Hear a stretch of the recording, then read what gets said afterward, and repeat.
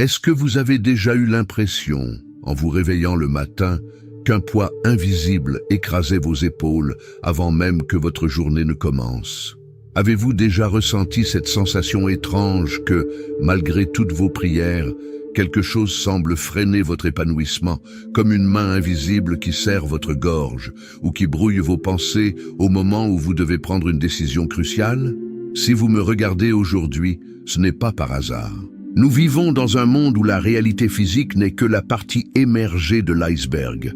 Derrière le rideau du visible, une guerre fait rage. Une guerre pour votre énergie, pour votre paix et surtout pour votre destinée. Aujourd'hui, je vais briser le silence. Je vais vous révéler comment les attaques spirituelles fonctionnent réellement d'un point de vue que peu osent aborder avec autant de franchise.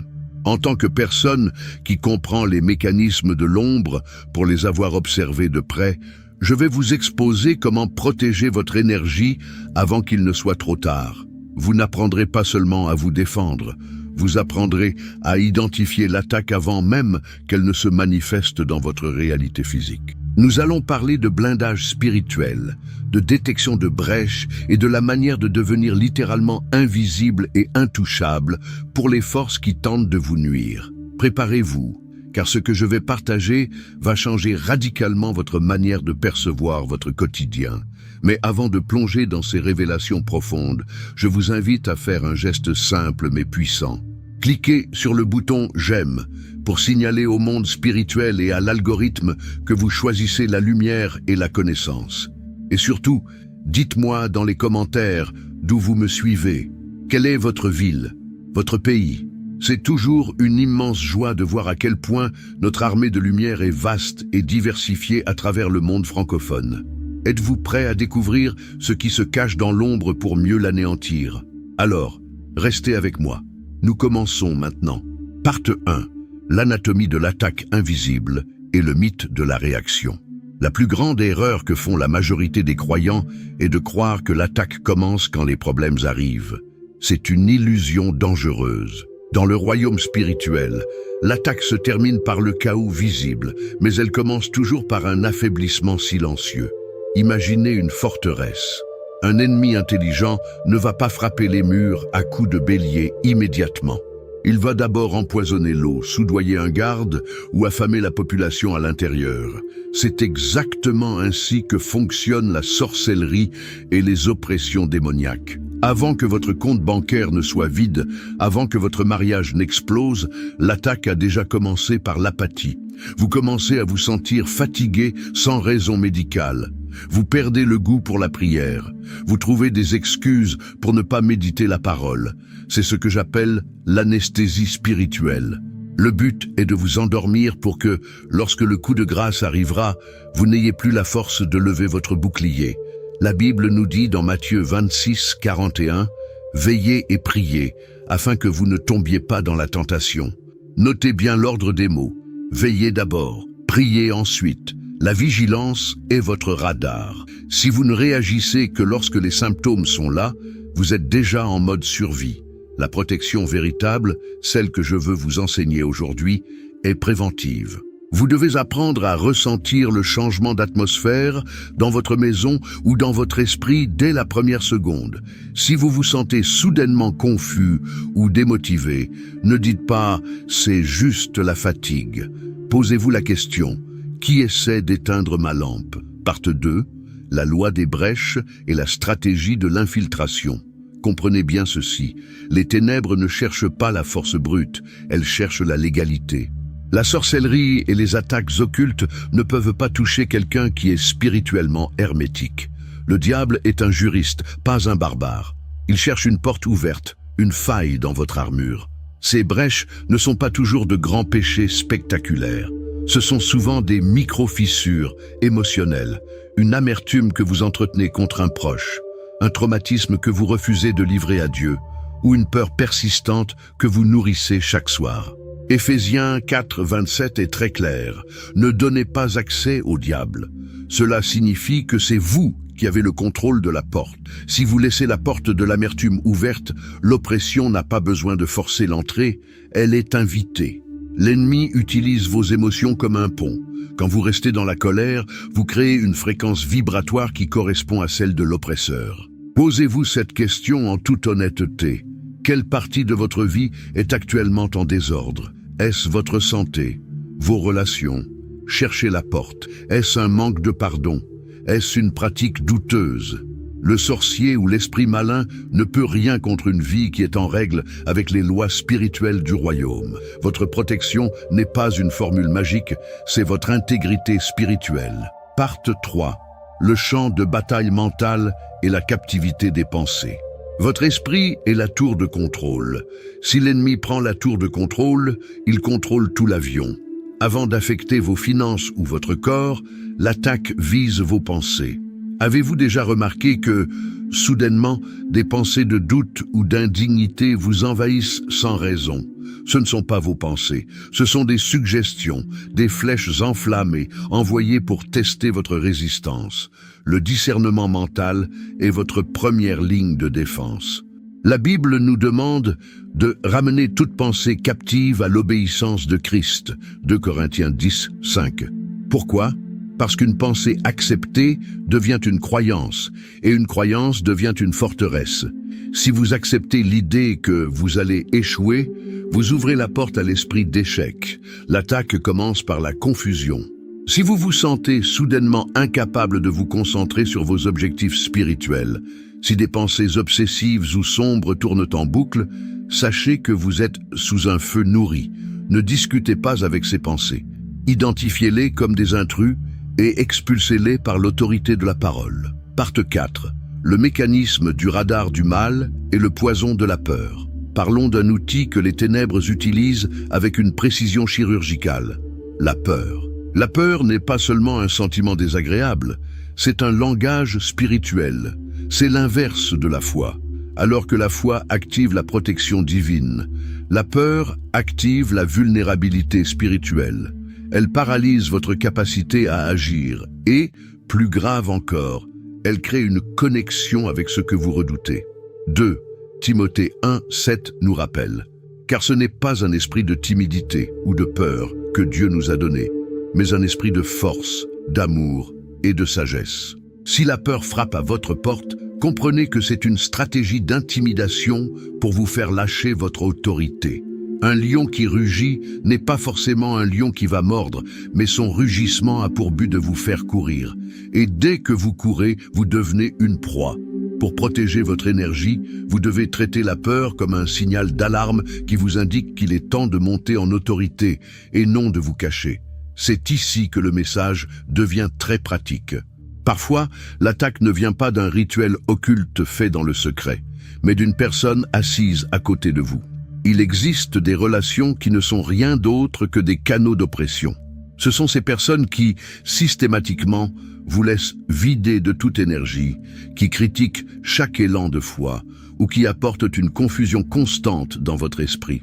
La Bible avertit, les mauvaises compagnies corrompent les bonnes mœurs. 1 Corinthiens 15, 33. Mais cela va plus loin que les mœurs. Cela corrompt votre fréquence spirituelle. Il y a des gens qui, consciemment ou non, fonctionnent comme des drains. Ils aspirent votre paix et injectent leur amertume. Le discernement relationnel fait partie intégrante de votre blindage. Vous ne pouvez pas garder votre énergie intacte si vous permettez à n'importe qui d'avoir un accès illimité à votre âme. Apprendre à dire non et à mettre des distances est une décision spirituelle de survie. Part 5. L'impact des environnements et la contamination des lieux. Tout comme une pièce peut être chargée d'une odeur, un lieu peut être chargé d'une atmosphère spirituelle. Il y a des endroits où, dès que vous entrez, vous sentez une lourdeur, une tristesse ou une irritation soudaine.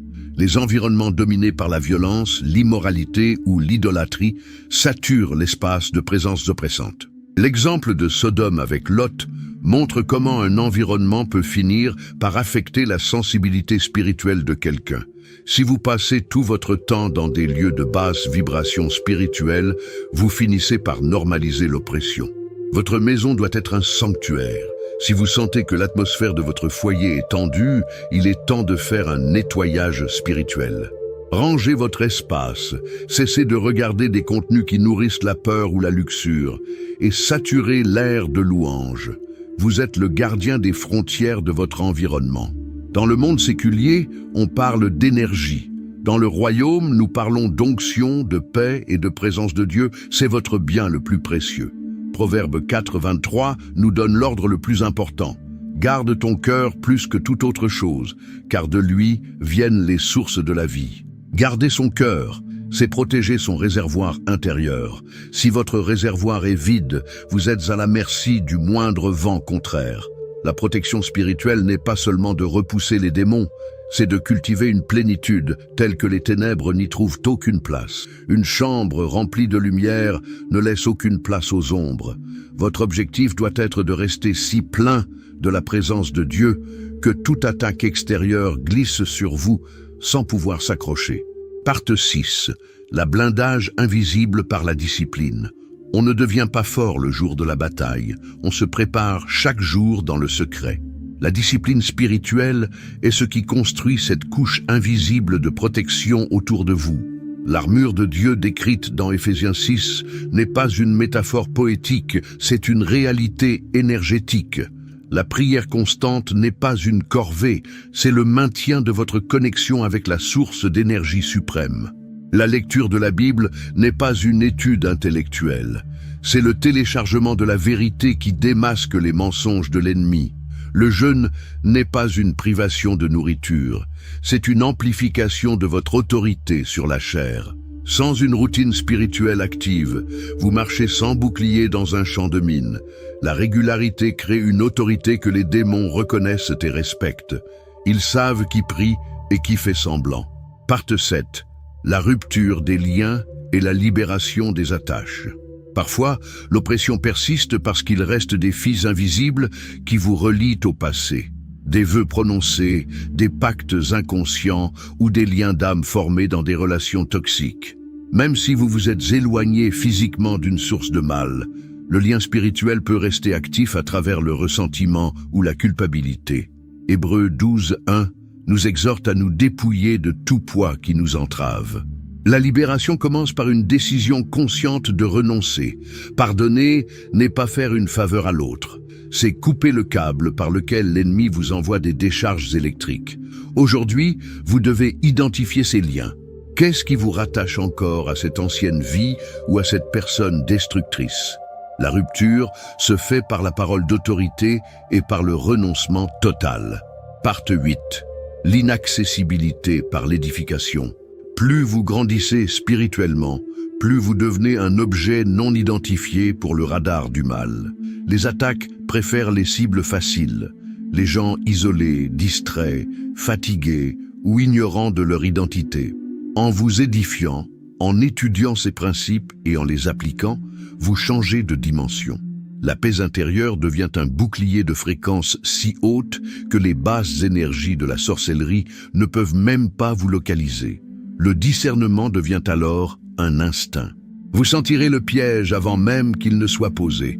Votre autorité ne vient pas de vos cris, mais de votre poids spirituel. Soyez quelqu'un de lourd dans l'esprit, quelqu'un dont la simple présence change l'atmosphère d'une pièce.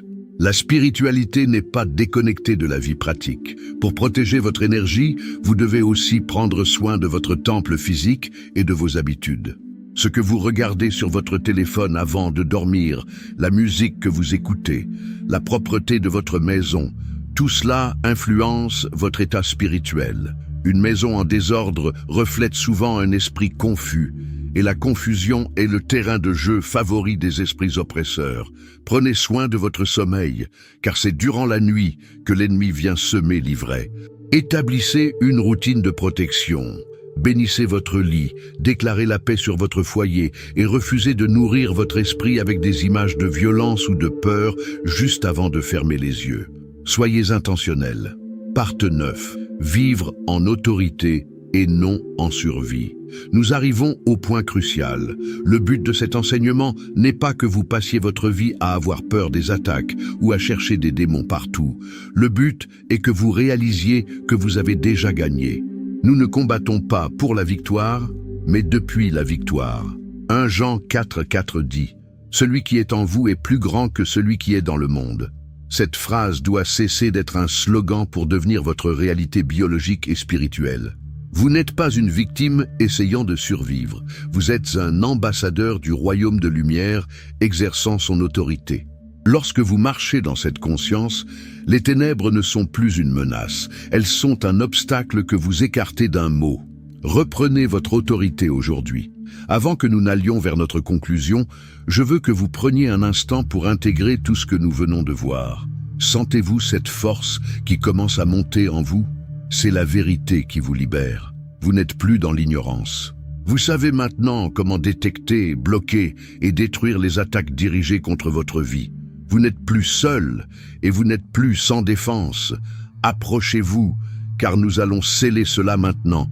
Je veux vous inviter à un moment très spécial, un moment d'intimité et de puissance avec le Créateur. Je vais vous guider dans une prière, non pas une prière religieuse et vide, mais une activation de votre autorité spirituelle.